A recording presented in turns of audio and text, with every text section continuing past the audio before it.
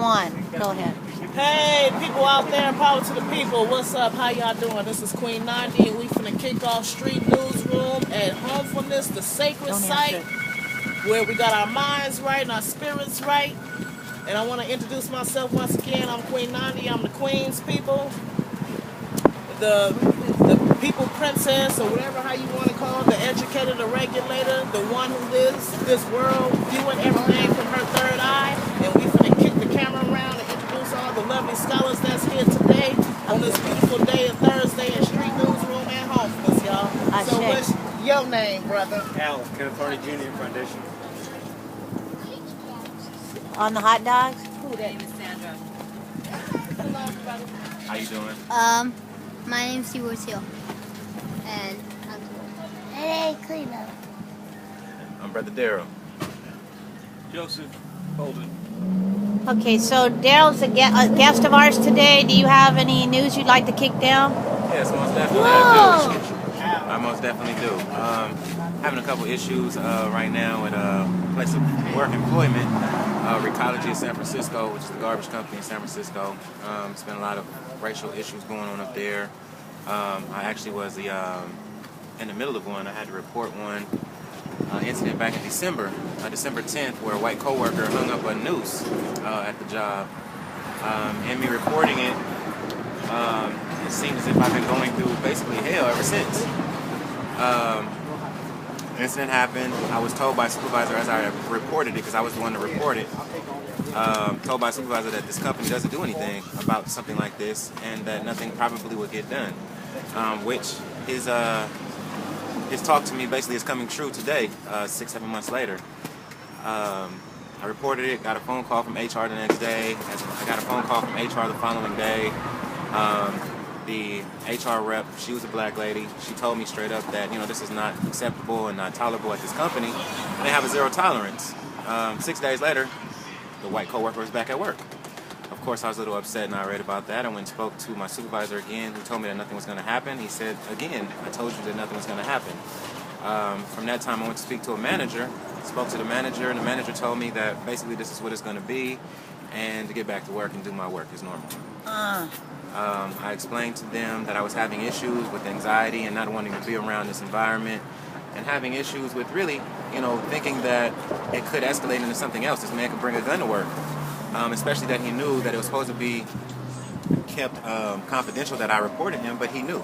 And the reason that he knew is because when they sent him to another part of the company that day, when he did the first incident, he came into the lunchroom where I was writing out the report. So he automatically knew.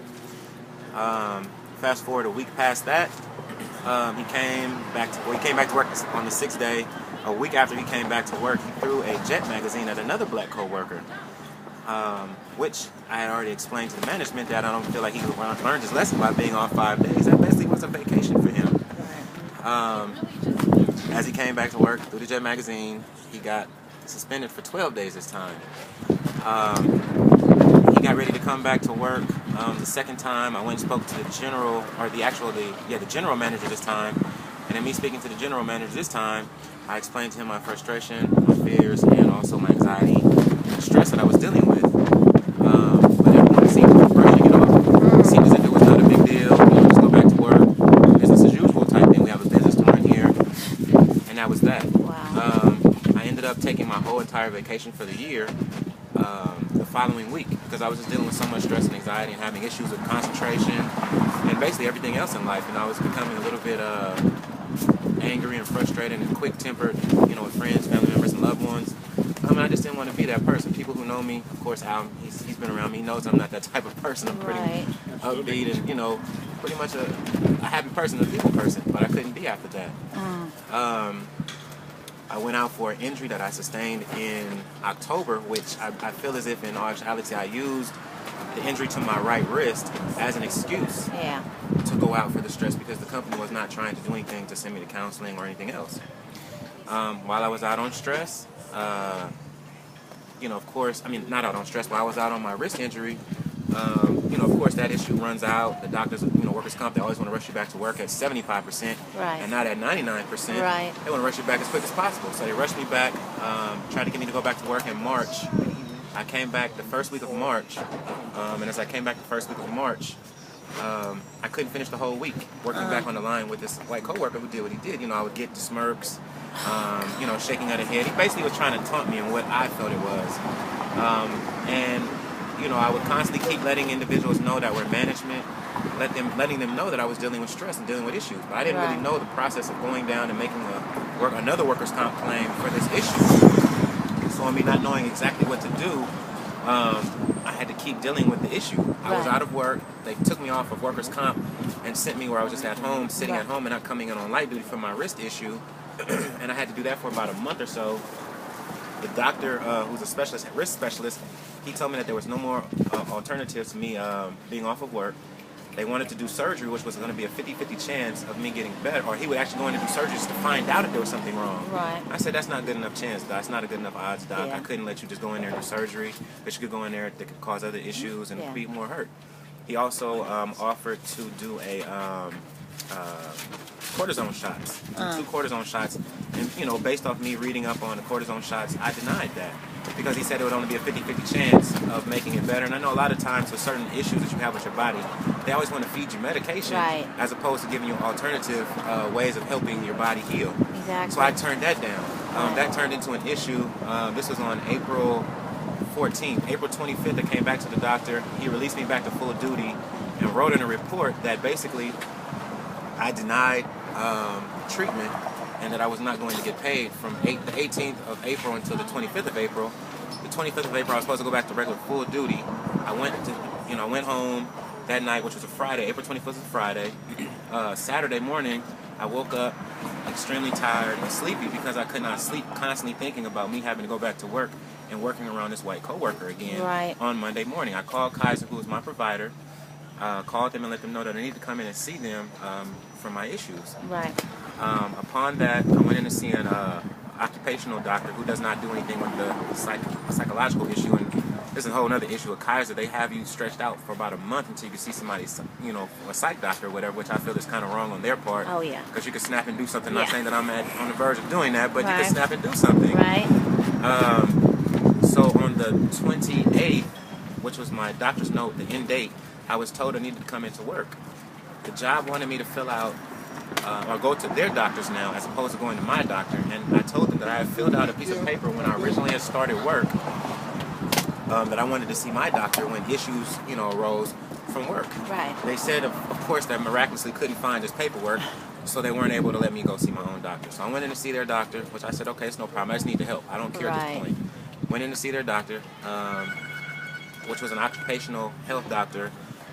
Everybody who I spoke to was really appalled, and they couldn't believe this was happening and that the company allowed this to happen. At that point, he made an appointment with me the following day to go see a psychologist, all part of workers' comp, you know, company doctors. Went to go see him. Of course, he was very upset about the whole situation. And he took me off from work for about 3 weeks or so. May 29th, I was scheduled to go back to work. The company called me and told me that they did not want me to come back to work and that they would not offer any form of modified duty, which the doctor, the psychologist, that they sent me to offer to send me back to work under modified duty, which means I could not work in the proximity, near proximity. It doesn't mean in the whole company. They just said near proximity of this white coworker. So I've been off from that time until now for that. They actually called me back. I guess they had to think about it, and I've been in negotiations with HR about getting back pay, and also them possibly either moving me or putting me into another department based on the fact of that I just can't see myself working in this environment with this man. And it's going to continue to be a harsh, harassing environment. I haven't received a check. I haven't received pay from my company or from workers' comp since April 18th. Of course, you know, financial stuff starts to happen then from, you know, not paying rent, not paying bills, not having food on your table to provide for your children. I have 5 of them. So, you know, just issues like that, you know, that happen. And the union, they're so weak and they don't really stand up for you. When the incident happened, you know, I found out from my union actually by me talking to them for about 4 hours the day that they brought this coworker back the second time through the Jet magazine.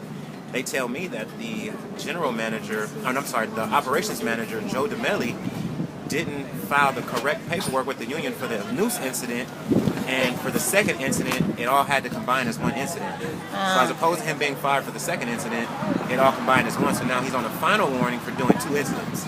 So really, it's the company's fault, and I feel as if they're really responsible for the whole entire reason why I'm really off of work and why I'm going through what I'm going through. But they find no fault in what they feel as if by me going through by the stress, the anxiety, and not having any kind of form of pay. I mean, you know, and actually now I've taken upon myself to seek a lawyer. Thank you. And praying that the lawyer can actually help get justice, because that's all I really want. You know, I actually offered them an easy way out by just basically moving me and giving me my back pay. But they refused that, and now they're refusing to take me back to work. Like I did say, they did offer to bring me back yesterday, but I had to politely inform them that, you know, I was under the assumption all week that I wasn't coming back to work, so I had already made appointments and doctor visits this whole entire week, and I'm not able to go in and see them. Right. You know, another action that I really want to take is I really want to, you know, show them that, you know, this is not right, and that the workers that are there, they're so fearful and scared to speak out because they're fearful of retaliation, of being fired, or going through somewhat of what I'm going through now, which is what I call economic sanctions, where they don't allow you to work, they cut your monies off, and then they force you back to go to work, as opposed to, you know, making it a little bit easier, you know, doing something to help you, knowing that it's really their fault, the reason why you're out. So, you know, I'm trying to right now, currently I've been talking to Al, and I've been talking to a couple other community leaders and a couple other people in the community. I would like to shut them down, to be honest with you. You know, just shut them down for a day or two. That's a you call know, for and action. and it's the first time I'm saying it. I've never said this to anyone else publicly. I know this is going to go all over the place, but I'm saying it now. This is what I would like to do. Can I just ask you really quick, because no problem. This I have to. It's a time limit on this. Right, yeah, right, but let me just ask you this. So that we're clear, so that viewers are clear. You said Recology. Is that the San Francisco or Recology Oakland? is San Francisco. I'm a material handler there. I previously was a driver, but they laid me off under some BS. And the union tried to stand up for me, but I didn't pass my 120-day probation. They said that they laid me off because my times are coming back too late. But if they do research and find out, everybody who starts off news time will be in the 14-hour comeback range. You don't know the routes, you don't know the city. Right. So, and just on the racial discrimination piece, is the lawyer that's helping you, are they actually looking at a possible lawsuit through that? Because that's definitely. I had to very serious. I had to call DFEH for retaliation because I've applied for 4 different driver positions. I have a Class A license and I'm skilled enough to do these positions. But since December 10th, I applied for 4 different positions and I've not received any word back from any 4 of them. So I'm thinking now that I'm blackballed in the company, they're not going to try and one of the the operations manager, Joe DeMelli, he is one of the ones who hires for one of the positions. So, and me and him have issues, and he knows that I have issues because the DFEH has opened up a claim, and also their workers' comp, that's what I'm looking for, investigators have opened up a claim now, and they've been researching and finding out, and they've heard me state that it is his fault why the co-worker who put up the noose, why he's still at work, because he, you know, failed to write the proper paperwork and file the proper paperwork with the union to get him fired. So I don't know if there's some sort of camaraderie. I believe that the white co-worker has his mother apparently is dating a manager there. So I don't know if the manager that his mom is dating is connected some kind of way to somebody, and they're trying to figure out a way not to get rid of him. They're trying to put me as the one to blame. Got you. All right. You heard the call. All right. Freedom all.